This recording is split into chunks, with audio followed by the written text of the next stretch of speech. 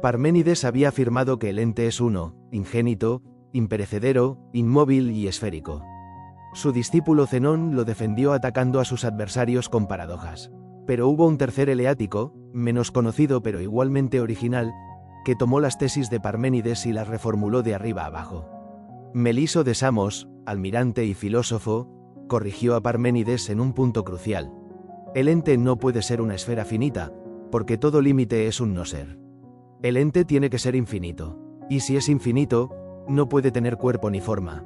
En esta lección examinaremos la singular defensa del monismo eleático que Meliso llevó a cabo, sus argumentos contra la pluralidad y el cambio, y la huella que dejó en el atomismo posterior.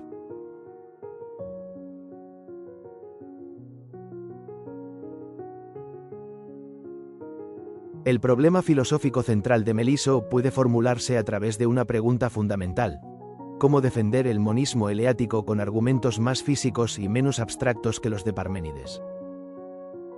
Esta pregunta se despliega en dos dimensiones. La primera es la dimensión ontológica. Si el ente es limitado, su límite sería no ser. Pero el no ser no existe. Por tanto, el ente debe ser infinito. Esta es la gran corrección de Meliso a Parménides. La infinitud sustituye a la esfericidad parmenidea. Parménides había comparado el ente con una esfera bien redonda, igual desde el centro en todas direcciones. Pero una esfera es finita, tiene un límite. Y si tiene un límite, ese límite o bien es algo. Y entonces hay algo más allá del ente. O bien es nada. Y entonces el límite es no ser. Ambas opciones son inadmisibles. El ente no puede tener límite. Tiene que ser infinito. La segunda es la dimensión metodológica. Meliso no se apoya solo en la lógica deductiva, sino en analogías con la experiencia física. Parménides había razonado de forma puramente abstracta. Partía de premisas lógicas y deducía consecuencias necesarias. Meliso, en cambio, introduce ejemplos tomados del mundo físico, comparaciones con el nacimiento y la muerte, con el cambio de las cosas materiales. Sus argumentos tienen un cariz más empírico que los de Parménides, lo que le valió las críticas de Aristóteles, que lo consideró un pensador tosco y poco riguroso. En cuanto a la relación con su maestro, no se trata de una traición al eletismo, sino de una reformulación que extrae consecuencias no previstas por Parménides. Meliso no abandona las tesis fundamentales del maestro. El ente sigue siendo uno, ingénito, imperecedero, inmóvil. Pero las desarrolla en una dirección nueva, llevando el eletismo hacia una filosofía del ser infinito que tendrá una influencia decisiva en el atomismo posterior.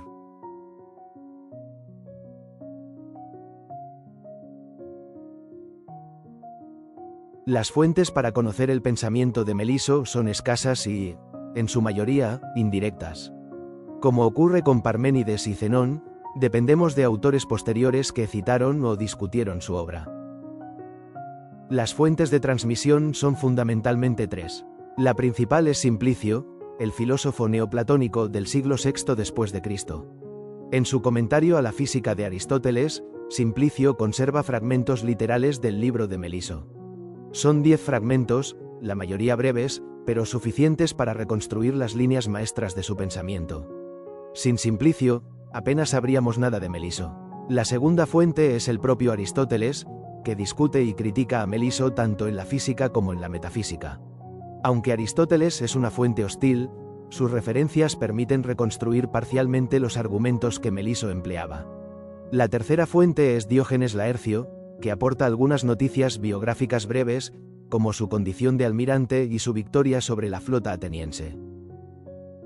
Los problemas hermenéuticos son considerables. El estado de conservación es muy fragmentario. Solo 10 fragmentos literales, la mayoría de pocas líneas. Aristóteles no cita textualmente a Meliso, sino que resume y refuta sus argumentos desde su propia terminología, lo cual puede distorsionar su sentido original. Determinar la extensión y el orden original de la obra de Meliso es una tarea conjetural. Además, existe un problema añadido.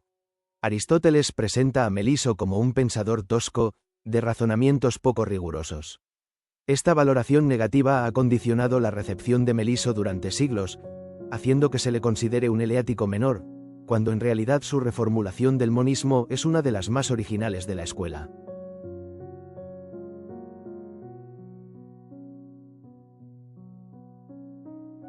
Meliso vivió en Samos, una isla jonia situada frente a la costa de Asia Menor, aproximadamente entre el 470 y el 400 a.C. Es contemporáneo de los grandes pluralistas, Empédocles, Anaxágoras y los primeros atomistas, Leucipo y Demócrito. Esta coincidencia temporal no es casual. El pensamiento de Meliso se desarrolla en polémica directa con estas nuevas cosmologías que, después de Parménides, intentan explicar el cambio y la pluralidad sin renunciar a la razón. Las circunstancias clave de su vida nos lo muestran como una figura singular en la historia de la filosofía. Meliso no fue solo un pensador, sino también un hombre de acción. Fue almirante de la flota de Samos y venció a los atenienses en el año 441 a.C., comandando la defensa de la isla frente al asedio de Pericles. Es el único presocrático del que sabemos con certeza que ejerció el mando militar con éxito. En cuanto a su conexión con Elea, la tradición no lo incluye explícitamente en la escuela eleática. No sabemos si fue discípulo directo de Parménides o si conoció el eletismo por fuentes indirectas. Pero sus argumentos son inequívocamente eleáticos, y su originalidad consiste precisamente en reformular esa doctrina desde fuera del círculo más próximo al maestro. El contexto polémico es fundamental para entender su obra. Meliso escribe contra los pluralistas. Empédocles había propuesto 4 elementos inmutables que se combinan por amor y odio. Anaxágoras había postulado infinitas semillas cualitativamente distintas. Los atomistas habían afirmado la existencia de átomos indivisibles que se mueven en el vacío. Todos ellos aceptan el cambio y la pluralidad, y todos ellos intentan conciliar esas nociones con las exigencias lógicas del eletismo. Meliso responde a todos ellos. La única posición coherente sigue siendo la de Parménides. Pero su defensa del monismo eleático incorpora argumentos nuevos, adaptados a los debates de su tiempo.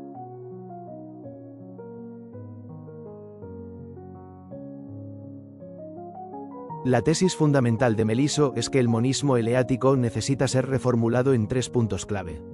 Parménides había establecido los atributos del ente. Es uno, ingénito, imperecedero, inmóvil, indivisible y esférico.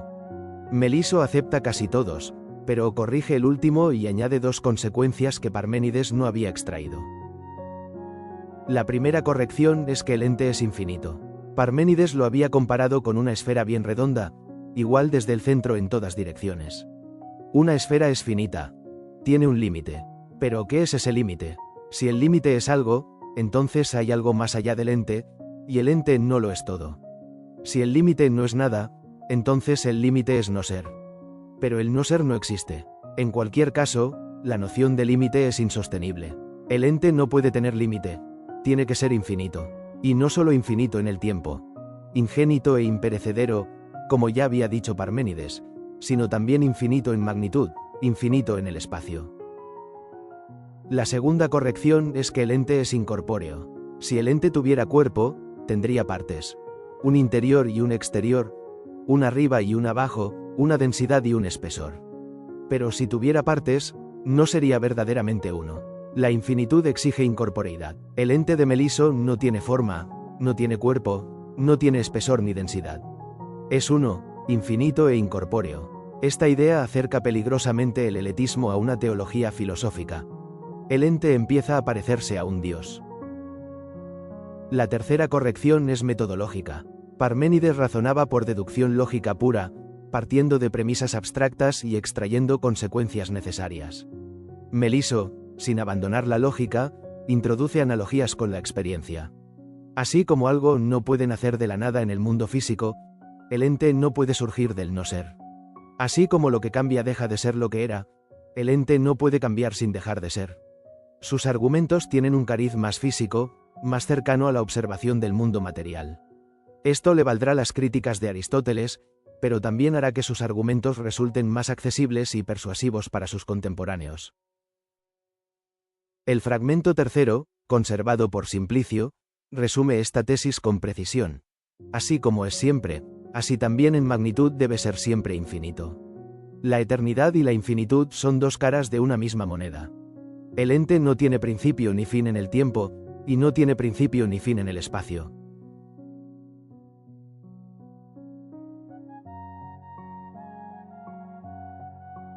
Los argumentos de Meliso son 3, y cada uno de ellos se apoya en los anteriores formando una cadena deductiva. El primer argumento es el de la eternidad. Si el ente es ingénito, no tiene principio en el tiempo. Parménides ya había demostrado esto. Lo que es no puede provenir del no ser, porque el no ser no es. Pero Meliso va más lejos. Si el ente no tiene principio en el tiempo, es infinito en el tiempo. Y si es infinito en el tiempo, no puede tener límite en ningún sentido. Todo límite es una frontera entre el ser y el no ser no existe. Por tanto, el ente debe ser también infinito en magnitud. La infinitud temporal implica la infinitud espacial. Es un paso que Parménides no había dado, y que transforma por completo la doctrina eleática. El segundo argumento es el de la unicidad. Supongamos que hubiera dos entes. Si hay dos, tienen que ser distintos, y si son distintos, tiene que haber algo que los distinga. Ese algo sería un límite entre uno y otro. Pero todo límite implica no ser. Lo que separa a un ente de otro no puede ser ser, porque entonces sería un tercer ente, y así sucesivamente. Tiene que ser no ser. Pero el no ser no existe. Luego no puede haber límite entre dos entes. Luego no puede haber dos entes. Solo hay uno. Es una demostración por reducción al absurdo que recuerda a las paradojas de Zenón, pero aplicada a la pluralidad en lugar del movimiento. El tercer argumento es el dirigido contra el cambio. Si algo cambia, algo deja de ser lo que era y algo llega a ser lo que no era. Hay un tránsito del ser al no ser y del no ser al ser. Pero el no ser no es, y del no ser nada puede surgir, ni al no ser nada puede llegar. El cambio, por tanto, es imposible. El ente es inmutable. No hay transformación, no hay alteración, no hay movimiento. Meliso refuerza aquí la tesis de Parménides, pero con un acento propio. Mientras Parménides se centraba en la imposibilidad lógica del cambio, Meliso insiste en que la experiencia misma, bien interpretada, muestra que nada cambia realmente. Lo que llamamos cambio es solo apariencia.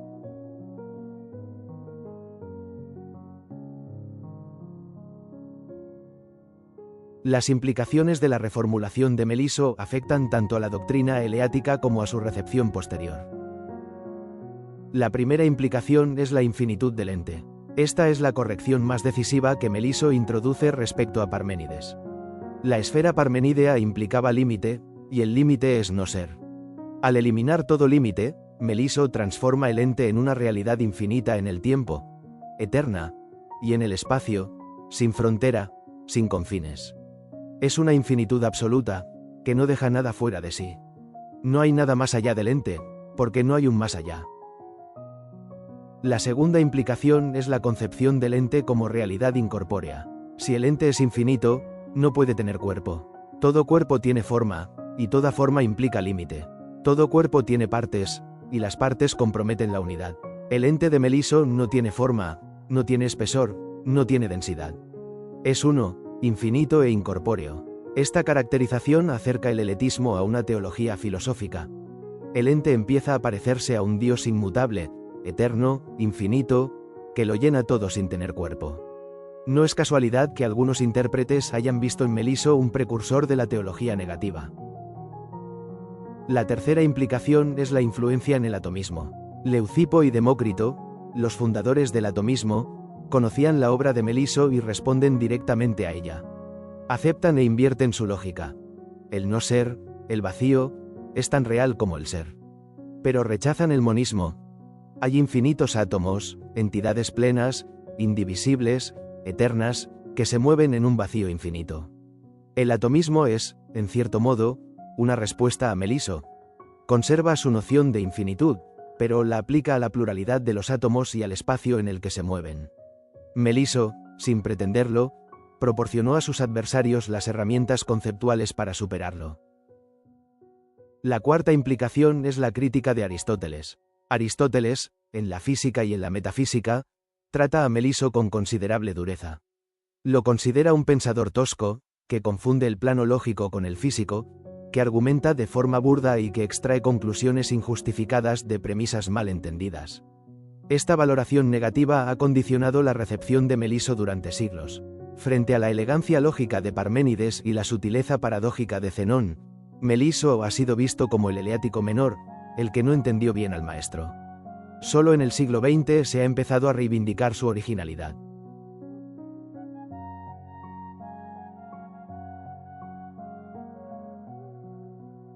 La obra de Meliso plantea varios problemas interpretativos que han dividido a los especialistas. El primer problema es el de su relación con Parménides. ¿Fue Meliso un discípulo creativo que desarrolló consecuencias implícitas en el poema de Parménides, o fue un mal lector que interpretó literalmente lo que era una metáfora? La esfericidad del ente, en Parménides, es una imagen de la perfección y la completitud, no una afirmación geométrica.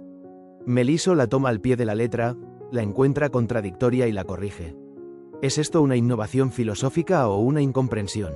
La respuesta depende de si Meliso conoció directamente el poema de Parménides o solo versiones indirectas, y de si su lectura literal era una estrategia filosófica deliberada. El segundo problema es la compatibilidad entre infinitud e inmovilidad. Si el ente es infinito, ¿no debería tener partes? Un ente infinito parece implicar extensión, y la extensión parece implicar divisibilidad. ¿Y si es divisible, no debería poder moverse, al menos potencialmente? La noción de infinitud introducida por Meliso parece entrar en tensión con la unidad y la inmovilidad que el heletismo exige. Meliso no aborda explícitamente esta dificultad, y los intérpretes han debatido si su sistema es internamente coherente. El tercer problema es la deriva teológica del heletismo. El ente de Meliso, infinito, incorpóreo, eterno, inmutable, uno, se asemeja notablemente a la noción de Dios en la teología filosófica posterior. ¿Es Meliso un eslabón entre Parménides y la teología negativa de tradición platónica y cristiana? Algunos intérpretes han sugerido que la transformación melisiana del ente parmenídeo prepara el camino para la identificación del ser con lo divino. Otros consideran que esta lectura es anacrónica y que Meliso no tenía intenciones teológicas. El cuarto problema es el de la recepción. La valoración negativa de Aristóteles ha pesado como una losa sobre Meliso durante siglos. ¿Pero es justa esa valoración o responde a un malentendido? Aristóteles juzga a Meliso desde sus propias categorías y encuentra sus argumentos burdos. Pero si los leemos desde dentro del heletismo, pueden verse como una respuesta ingeniosa a los problemas que el propio Parménides había dejado sin resolver. La rehabilitación de Meliso en el siglo XX ha consistido, en buena medida, en leerlo sin el filtro aristotélico.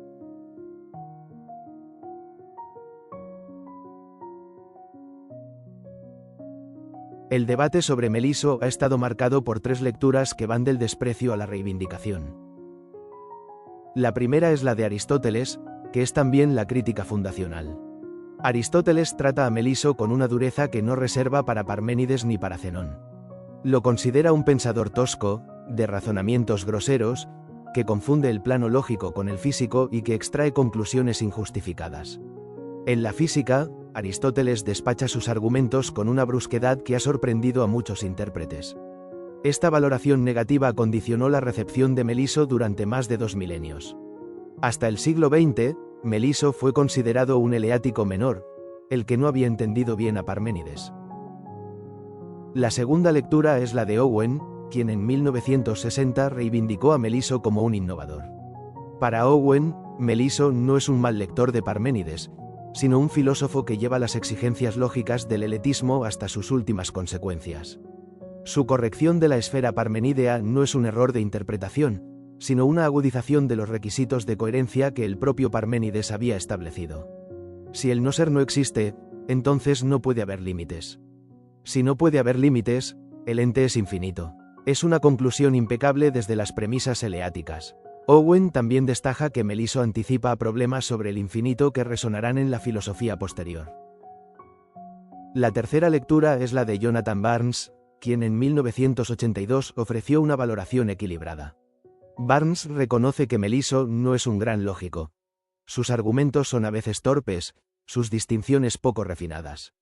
Pero tienen interés histórico y filosófico. Sobre todo, su influencia en el atomismo justifica por sí sola su lugar en la historia del pensamiento.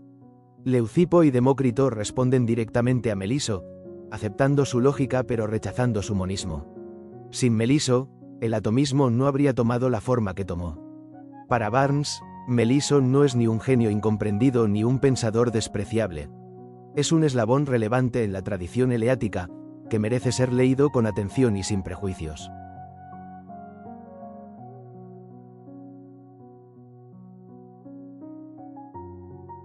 Llegamos al final de nuestro recorrido por Meliso de Samos. 3 ideas para recordar. Primera, la corrección de Parménides. Meliso reformula el monismo eleático en un punto crucial. El ente no puede ser una esfera finita, porque todo límite es no ser. Tiene que ser infinito. Esta corrección elimina toda posible objeción basada en lo que quedaría fuera del ente. No hay fuera, no hay límite, no hay frontera. El ente lo es todo, y lo es infinitamente. Segunda, el ente incorpóreo. Si el ente es infinito, no puede tener cuerpo, porque todo cuerpo tiene forma y toda forma tiene límite. No puede tener partes, porque las partes comprometen la unidad. El eletismo de Meliso se convierte así en una filosofía del ser incorpóreo, que se aproxima a una teología filosófica. El ente es uno, eterno, inmutable, infinito e incorpóreo. Una caracterización que resonará en la teología negativa de tradición platónica y cristiana. Tercera, un legado inesperado. Aristóteles lo despreció como un pensador tosco, y durante siglos Meliso fue considerado el eleático menor. Pero los atomistas lo tomaron muy en serio. Leucipo y Demócrito aceptaron su lógica. El no ser, el vacío, es tan real como el ser. Y la aplicaron a una pluralidad infinita de átomos moviéndose en un vacío infinito. Sin Meliso, el atomismo no habría sido lo que fue. Su mayor adversario fue también su mayor deudor. Meliso llevó el eletismo hasta el infinito. Y en ese infinito, sin pretenderlo, dejó espacio para que nacieran los átomos.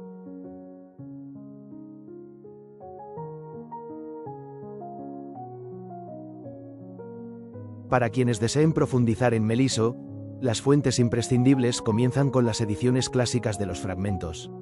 La de Diels y Krans sigue siendo la referencia canónica para el texto griego. La traducción comentada de Kirk, Reiben y Scofield, publicada en español por Gredos, ofrece un excelente acceso al contexto. La edición de Alberto Bernabé en Alianza es la más accesible para el lector hispanohablante. En cuanto a los estudios, Owen, en su ensayo de 1960 reivindicó la figura de Meliso como un innovador que llevó las exigencias lógicas del eletismo hasta sus últimas consecuencias. Jonathan Barnes, en su obra de 1982, ofrece una lectura equilibrada que valora su influencia en el atomismo.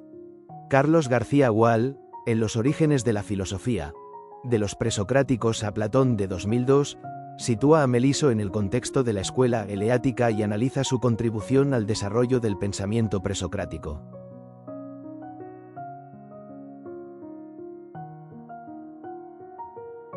En la próxima lección iniciaremos el estudio de Empédocles de Agrigento, el primer pluralista que respondió al desafío de Parménides con su célebre teoría de los 4 elementos: tierra, agua, aire y fuego. Una cosmología que acepta la eternidad e inmutabilidad del ser eleático, pero la aplica a una pluralidad de principios gobernados por 2 fuerzas cósmicas. Les esperamos allí. Gracias por su atención y hasta pronto.